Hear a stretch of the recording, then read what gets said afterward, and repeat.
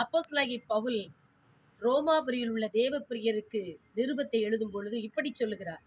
கிறிஸ்துவின் சுவிசேஷத்தை குறித்து நான் வெட்கப்படேன். முன்பு யூதரிலும் பின்பு கிரேக்கரிலும் விசுவாசிக்கிறவன் எவனோ அவன் ரட்சிக்கப்படுவதற்கு அது தேவ பலம் உள்ளவைகளாய் இருக்கிறது. தேவ பலம் என்பது கிரேக்க வார்த்தையில் துனாமிஸ் பவர் என்று எழுதப்பட்டிருக்கிறது. அப்படி என்றால் அது வெடித்து சிதற வைக்கக்கூடிய சக்தி வாய்ந்தது என்று அர்த்தம். எதை வெடித்து சிதற வைக்கும்?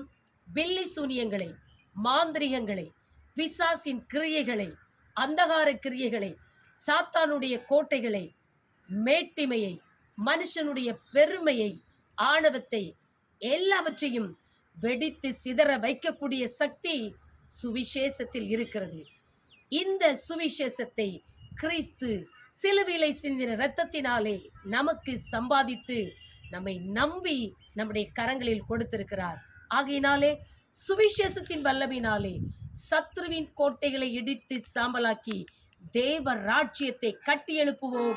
நம்முடைய கர்த்தர் நல்லவர், இதோ சீக்கிரமாய் வரப்போகிறார். அவருடைய நாமம் மகிமைப்படுவதாக. ஆமென்.